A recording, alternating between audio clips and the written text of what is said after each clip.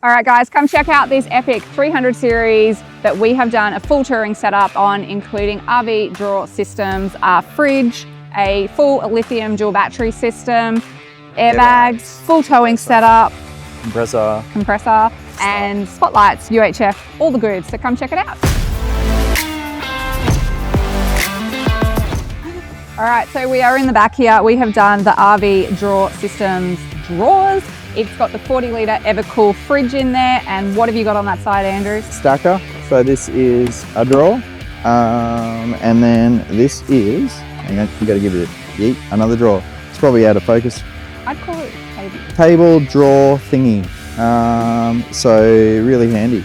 So it's the alloy version. It's got the black out version option as well, which I think looks super nice in the back of these black Landcruisers. We're actually thinking of changing our one to this because we love it that much. It looks good.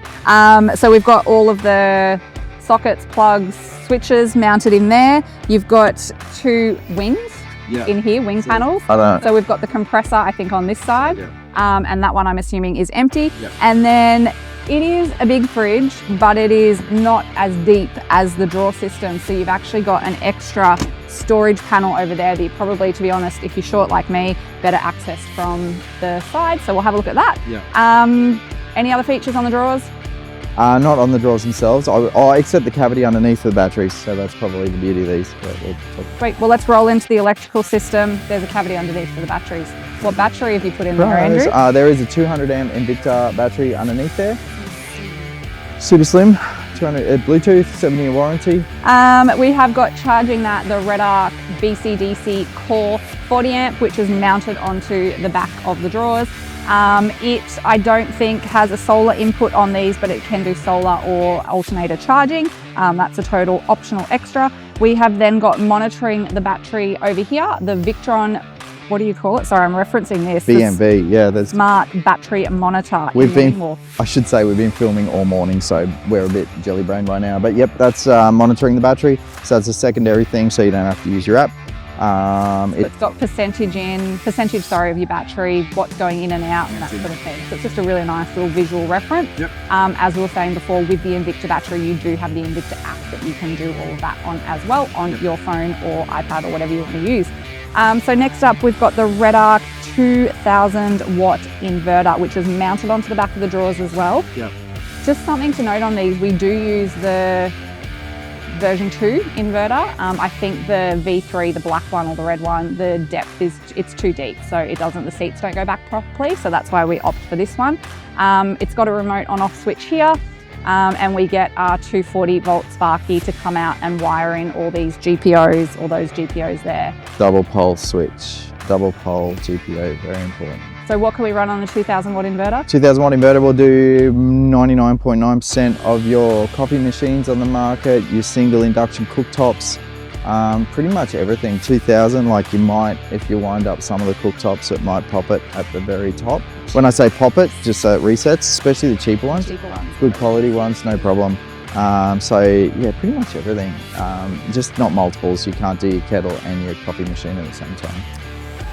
So that's it for charging, monitoring, inverter. We've then got some outlets over here that we've put into the wings. So I don't actually even know what we've got. USB AC, and that looks just like a standard 12 volt socket. We're not calling it the other one anymore because no one likes that and Google drops it. So just quickly on that, so obviously there's USB-C factories around the place. They're all ignition controlled.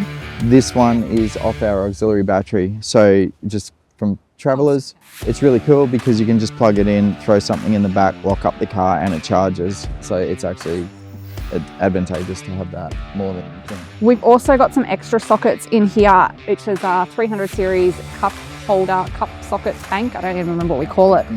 So it's got the same setup again. So USB-AC, a power socket, and then two grey Anderson plugs as well. So that's sitting in the cup holder. And then the fridge, the Evakool 40-litre fridge. Much to say about this. It's actually kind of nice. There's a fridge drawer. Most of the other ones are 30. This is a 40-litre. It's got two sections on there. It's all still the lid's still taped on for the customer. Rip it all off. We haven't tested or run these personally, so can't give you much feedback on them, but the feedback we've been getting from the customers that we've popped these in is really good. You've got your controls here, temperature settings, power on off, all that sort of thing. So let's jump into the Airbag Man compressor. Yes, it has got a 15 amp 240 volt Victron charger as well. So that's on that front pocket. Pop the pocket out, you can plug the extension lead in. That's really cool if you're not driving your car for a week and you want to keep your fridge running. So it actually comes in really handy. We've decided to put those as all of the builds now because we were running our battery flat in our 300. If we're not only driving 10 Ks a day or 20 Ks a day or whatever it is. So it's a nice little add-on. All right, so the compressor, what compressor have we used? ARB double pumper. I'm not sure the perfect, I always call it that. It is down in there, hidden away, and then this is the output here. And then that's also plumbed into the airbags that we've.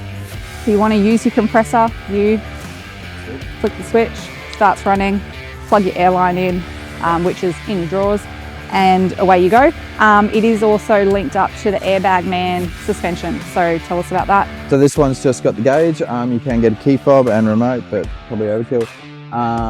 You've got the gauge here, tells you the pressure, and obviously left, right, up, down. Inflate, deflate your airbags from there. So there also is on all of them, I don't know if you can see it in view, but I'm sure they'll pan out to it.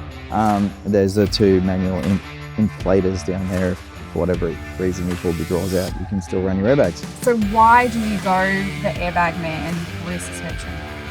It's for caravans, basically.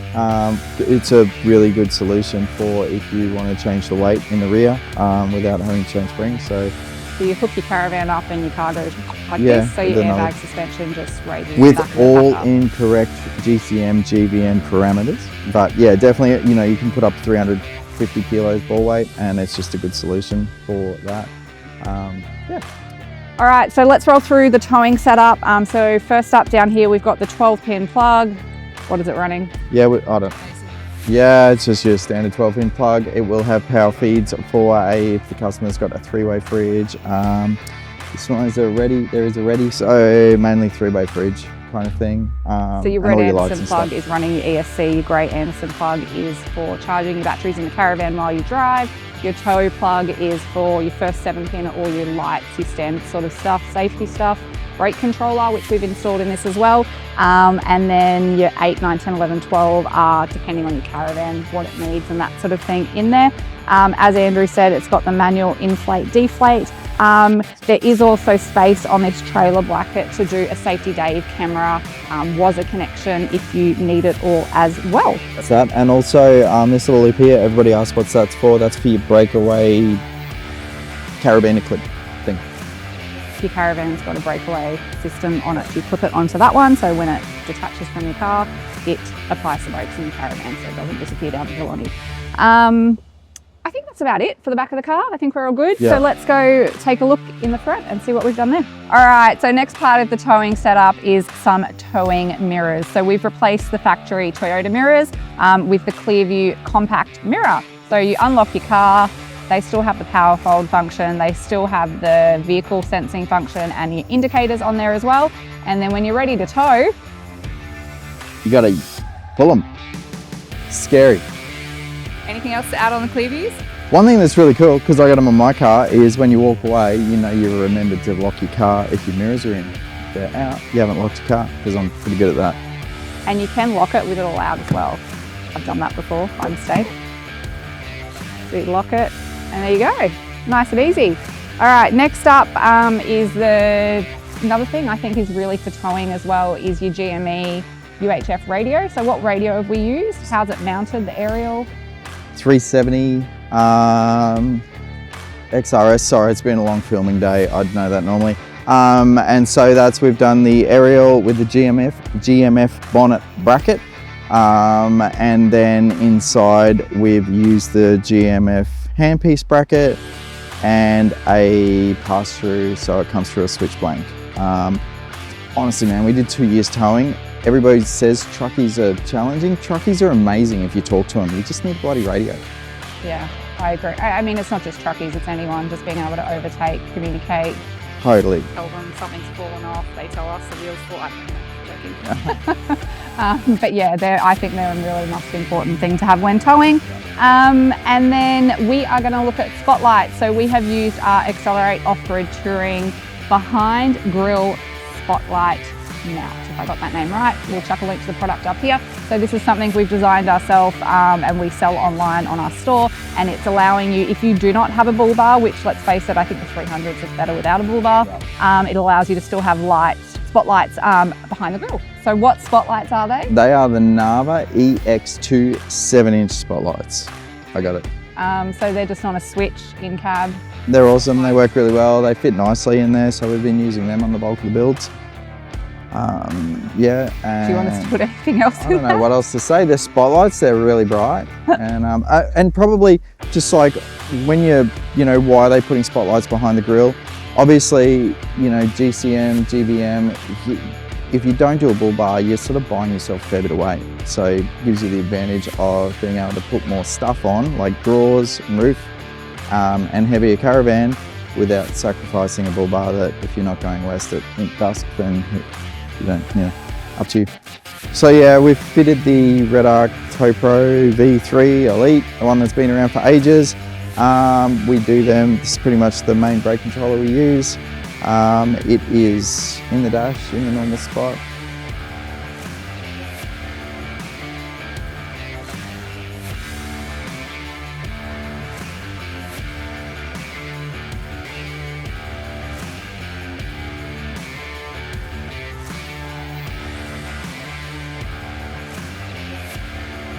Thank you so much for watching this 300 series build. We do lots of them in the workshop, so if you want to check out some of our other 300s that we've done different builds on, watch up here, and YouTube thinks you should watch this one down here. Accelerate Off-Grid Touring, powering your adventures.